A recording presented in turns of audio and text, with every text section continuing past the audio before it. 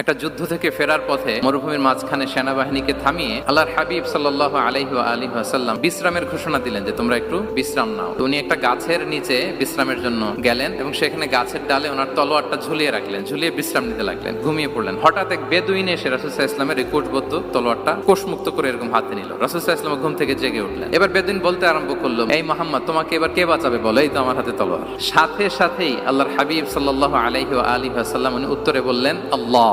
কোনো চিন্তা ভাবনা নাই যে ওরে আঘাত করা যায় কিনা পাল্টা, বা কোনোভাবে ওর কনফিডেন্স ডাউন করা যায় কিনা, কোনো দিকে না তাকিয়ে কি বললেন আল্লাহ।